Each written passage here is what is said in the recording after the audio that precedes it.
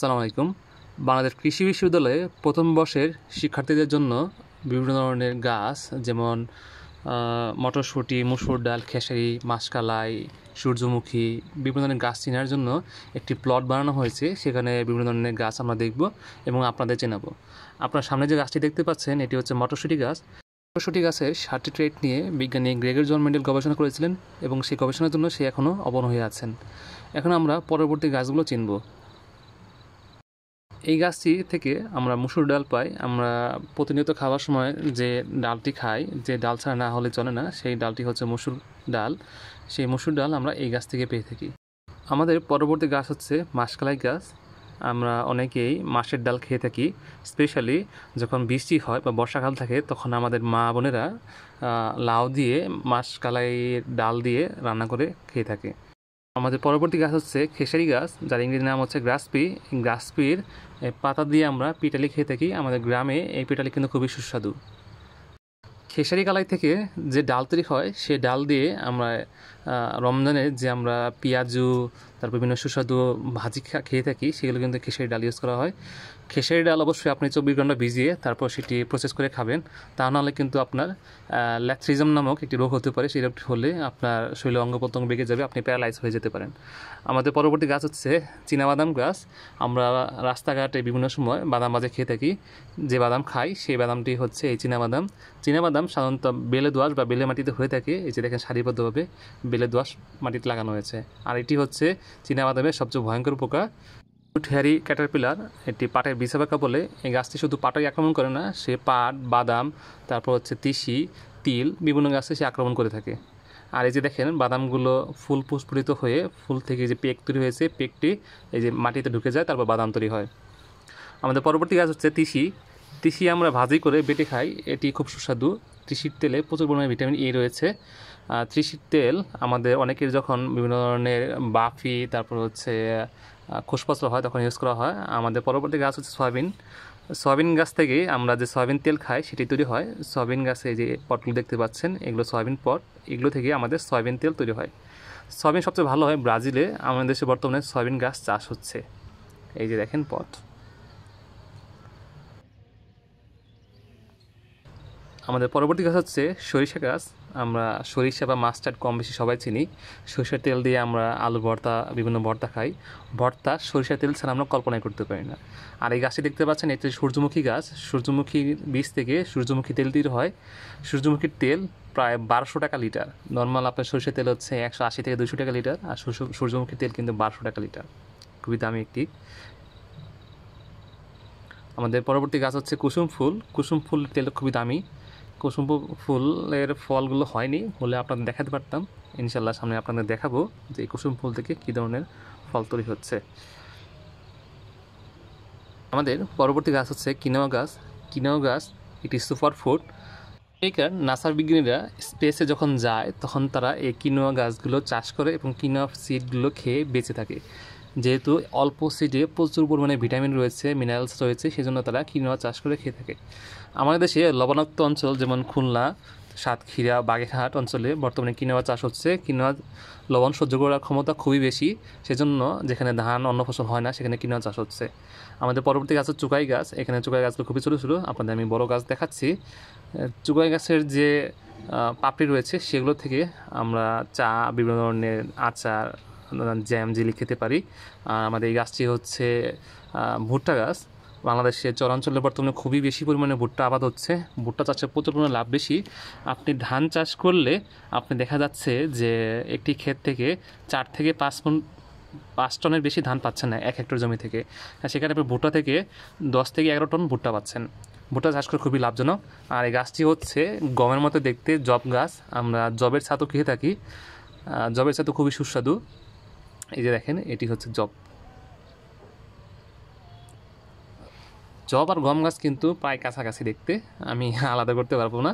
অবশ্যই শিখে আপনাদের জানাবো কোনটি গম আর কোনটি জব গাছ। আমাদের পরবর্তী গাছ হচ্ছে সুপার ফুড চিয়া গাছ। চিয়া গাছের থেকেই চিয়া সিড তৈরি হয়। চিয়া সিড আমাদের জীবনের জন্য খুবই প্রয়োজনীয়, কারণ বর্তমানে আমাদের শরীরে মিনারেলস, বিভিন্ন ধরনের ভিটামিনের খুবই ঘাটতি। আমরা যদি চিয়া সিড ভিজিয়ে খাই তাহলে আমাদের শরীরের জন্য খুব উপকারী হতে পারে, কারণ এতে প্রচুর পরিমাণে ক্যালসিয়াম রয়েছে, পটাশিয়াম রয়েছে, ম্যাগনেসিয়াম রয়েছে। আর এই গাছটি হচ্ছে সর্বরোগের মহাওষুধ কালোজিরা গাছ। আমরা হয়তো কালোজিরা দেখেছি কিন্তু কালোজিরা গাছ দেখিনি এবং কালোজিরা ফুল দেখিনি। কালোজিরা গাছ অনেকটা আমাদের যে ধনিয়া পাতার মতোই কিন্তু দেখতে। এই যে দেখেন ধনিয়া পাতা কালোজিরা গাছ আপনি কিন্তু সেপারেট করতে খুবই টাফ। এই যে দেখেন সবই কিন্তু কালোজিরা গাছ। কালোজিরার মধু কিন্তু খুবই উপকারী। আসলাম বর্ণিত যে মহাওষুধগুলো রয়েছে তার মধ্যে কালোজিরা অন্যতম। কালোজিরা খেলে সব রোগ ভালো হয়ে যেতে পারে।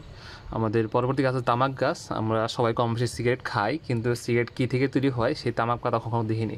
এগুলো হচ্ছে তামাক পাতা। এই তামাক পাতা অনেক বড় বড় হয়। সেই বড় পাতা প্রসেস করে ফার্মেন্টেশন করে তারপর তামাক পাতা পরিণত করা হয়, তারপর সেটি থেকে আপনার সিগারেট তৈরি করা হয়। তারপর আমাদের ধূমপায়ী বন্ধুরা সেটি দিয়ে ধূমপান করে থাকে। শুধু ধূমপানই করে না, তারা বিভিন্ন সময় বিভিন্ন ধরনের মাদক যেমন গাঁজা, হিরোইনে আসক্ত হয়ে যায়। আমাদের দেশে গাঁজার পরিমাণ এত পরিমাণ বেড়েছে যে আপনি কল্পনা করতে পারবেন না। এত গাঁজা চাষ হচ্ছে, গাঁজা খাওয়া হচ্ছে। এটি আমাদের সমাজের জন্য একটি প্রশ্নবিদ্ধ জিনিস, কারণ হচ্ছে আমাদের মূল্যবোধ, নীতি নৈতিকতা সবই কিন্তু নষ্ট হয়ে যাচ্ছে। আমাদের পরবর্তী গাছ কি আপনি বলতে পারবেন? এই যে আপনি দেখতে পাচ্ছেন জোয়ার গাছ। আমরা আগে আমাদের দেশে জোয়ার খুব প্রচলিত ছিল, কারণ তখন আমন ধানটা নষ্ট হয়ে যেত বন্যায়, তখন তারা এই জোয়ার, তারপর হচ্ছে গম, তারপরে ছাতুর জন্য যে জব চাষ করা হয়, জব এগুলো চাষ করতো, বিভিন্ন ধরনের ডাল জাতীয় সবজি চাষ করতো। এখন সেটি ওরকম চোখে পড়ে না, সবাই বুড়ো ধানে আকৃষ্ট আর ভুট্টা আকৃষ্ট। আর এগুলো দেখতে পাচ্ছেন ফ্রেঞ্চ বিন। ফ্রেঞ্চ বিন হচ্ছে একটি সিম জাতীয় গাছ। আপনি এই গাছ থেকে প্রচুর পরিমাণে সিম পাবেন। ফ্রেঞ্চ বিনের একটি বৈশিষ্ট্য হচ্ছে আমাদের দেশে সিম আসে কখন জানেন? আমাদের সিম আসে হচ্ছে সেপ্টেম্বর থেকে জানুয়ারি মাস পর্যন্ত আমরা সিম পেয়ে থাকি, জানুয়ারি ফেব্রুয়ারি পর্যন্ত পেয়ে থাকি। কিন্তু এই ফ্রেঞ্চ বিন আপনি সারা বছর চাষ করতে পারেন এবং সারা বছর ফ্রেঞ্চ বিন খেতে পারেন। আমাদের দেশে মার্চ থেকে সেপ্টেম্বর পর্যন্ত এই টাইমটাতে তেমন শাকসবজি থাকে না। আমরা কিন্তু এই ফ্রেঞ্চ বিন খেয়ে আমরা আমাদের যে পুষ্টি চাহিদা সেটি কিন্তু পূরণ করতে পারি। আর এগুলো হচ্ছে আরেকটি কালী মটর। এটি ফ্রেঞ্চ বিনের মতোই, এখান থেকে আপনার হচ্ছে শিম জাতীয় যে বিন রয়েছে সেটি তৈরি হয়। আর এগুলো দেখতে পাচ্ছেন কি বলেন তো? আমাদের অনেকের খিচুড়িতে বরবটি ছাড়া চলেই না। বরবটি তার খেতেই হবে, অথবা বরবটি ভাজি খেতে হবে, সেটি হচ্ছে সেই বরবটি। আর এগুলো হচ্ছে সুগার বিট। আমাদের দেশে সুগার মিলে সুগার তৈরি হয় ইকো থেকে, বা আমরা কুইশাল বলি, আখ বলি, আখ থেকে তৈরি হয়। কিন্তু যে বিদেশি দেশ রয়েছে সেখানে কিন্তু আপনার হচ্ছে সুগার তৈরি হয় সুগার বিট গাছ থেকে। সেটি মূলার মতো দেখতে, আমি আপনাদের দেখাবো। আর এগুলো হচ্ছে ধনিয়া গাছ। ধনিয়া গাছ, কালোজিরা গাছ কিন্তু প্রায় একই রকম দেখতে, আপনি দেখেন। আর ধনিয়ার ফুল হচ্ছে আমার দেখা সবচেয়ে সুন্দর ফুলগুলোর মধ্যে একটি। এত সুন্দর ফুল আপনি কল্পনা করতে পারবেন না। এই যে দেখেন, জমিতে পোকা দেখলে মনে করি এটা আমাদের জমিতে ক্ষতি করতেছে না। সবসময় পোকা ক্ষতি করে না, কিছু পোকা আমাদের উপকার করে থাকে। এই পোকাটি হচ্ছে একটি ওয়াপস, সে আমাদের উপকার করে থাকে। দেখেন জবের পাতা কিন্তু বেঁকে গেছে, এটি হচ্ছে ক্যালসিয়ামের লক্ষণ। ক্যালসিয়ামের লক্ষণ হলে গাছের পাতাগুলো একটু কুপড়ে মুকড়ে যায়, বেঁকে যায়। আর এটি হচ্ছে আলুর পটাশিয়ামের অভাব হলে, বা আমরা যে লাল সার বলি সেই লাল সারের অভাব হলে এরকম সিমটম দেখা দেয়। দেখেন কিনার থেকে বার্নিং হয়ে বা পুড়ে গেছে। আর আপনারা যদি আমার ধান তোলা থেকে একটু খেয়াল করেন, দেখেন মাটিতে পানির পরিমাণ খুবই কম, সেই জন্য হচ্ছে টানদের সাথে সাথে যে রুট তৈরি হচ্ছে সেটি কিন্তু ছিঁড়ে গেছে। রুট কিন্তু খুবই অল্প পরিমাণে চলে এসেছে। আপনি যদি ধান ক্ষেতটা যদি একটু ভিজিয়ে যদি ধান গাছগুলো তুলেন বা চারাগুলো তুলেন, তাহলে দেখেন এই যেরকম বড় বড় রুট চলে এসেছে। ধানের চারার পুরো রুটটি যদি চলে আসে তাহলে কিন্তু আপনার ধান গাছ খুব দ্রুত মাটির সাথে মিশে যাবে এবং প্রচুর কুশি নেবে এবং পুষ্টি শোষণ করতে পারে খুব দ্রুত। এই যে দেখেন এটার রুটগুলো কত বড়, আর দেখেন এই যে রুটই নাই, তাহলে কিন্তু আপনার চারা জমিতে স্টাবলিশ হতে সময় নেবে। ধানের চারা খেতে লাগানোর পর জমিতে 20 দিন পর্যন্ত পানি রাখবেন, তাহলে চারাটি জমিতে প্রতিস্থাপন হয়ে যাবে এবং ঠিক মতো গেঁথে যাবে, তাহলে আপনার চারাটি মারা যাবে না। 20 দিন পর আপনি জমি শুকিয়ে তারপর পানি দিবেন, আবার শুকাবেন, আবার পানি দিবেন। এভাবে প্রতিবার সার্কেল চলতে চলতে যখন ধান গাছের বয়স 55 থেকে 60 দিন হবে তখন দেখবেন যে তার শীষ বের হচ্ছে বা পেনিকেল বের হয়ে আসতেছে, তখন আপনি আবার 2 থেকে 3 সেন্টিমিটার পানি রাখবেন। 30% পর্যন্ত পানি কম অপচয় হবে। আপনারা দেখতে পাচ্ছেন ব্ল্যাক টমেটোর গা দেখেন বেগুনের মতো কালো হয়ে আছে। এই ব্ল্যাক টমেটোটা রয়েছে প্রচুর পরিমাণে অ্যান্থোসায়ানিন ক্যান্সার প্রতিরোধী। আপনার শরীরে ক্যান্সার কোষগুলো হতে দেবেন না। ক্যান্সার তৈরি হতে নিলে সেই কোষগুলো ধ্বংস করে ফেলবে। আর এগুলো হচ্ছে আমার গাছের বেগুন, দেখেন লম্বা লম্বা বেগুন হয়েছে। আপনাদের বেগুনের দাওয়াত রইল। অনেকেই টমেটো দেখেছেন কিন্তু এরকম ছোটো ছোটো চেরি টমেটো অত দেখেননি। চেরি টমেটো খেতে কিন্তু খুবই সুস্বাদু, দেখতে কিন্তু খুবই সুন্দর, পাকলে কিন্তু আরও সুন্দর লাগে। এটি আপনারা চাষ করতে পারেন, খুবই সুন্দর একটি জিনিস। আর এখন দেখাবো আপনাদের স্কোয়াশ। এই দেখেন স্কোয়াশে মাছি পোকা আক্রমণ করেছে, সেই জন্য কিন্তু এটি নষ্ট হয়ে গেছে। আর এই যে সাথে যে আরও দেখতে পাচ্ছেন এগুলো কিন্তু স্কোয়াশ। এই যে স্কোয়াশ, এই যে স্কোয়াশ। আর এটি হচ্ছে মাছি পোকা মারার জন্য একটি ট্র্যাপ। এটি হচ্ছে বেট ট্র্যাপ বা বিষচোপ বলে। এই বিষচোপ দিয়ে আপনি ইজিলি বা সহজেই মাছি পোকা মারতে পারবেন। এছাড়া রয়েছে ফেরোমন ট্র্যাপ, সেটি আপনাদের আমি দেখাবো। এটি হচ্ছে ফেরোমন ট্র্যাপ। বাজারে আপনি কিউফেরো বা কুমড়ার জন্য মাছি পোকা যে আক্রমণ করে, মাছি পোকার জন্য তাবিজ বললেই আপনি পেয়ে যাবেন। এটি বানানো খুবই সহজ। আপনি বোতলের মাঝ বরাবর আপনি হচ্ছে একটি ত্রিভুজের মতো আঁকবেন। ত্রিভুজটি দৈর্ঘ্য হবে 1.5 সেন্টিমিটারের মতো।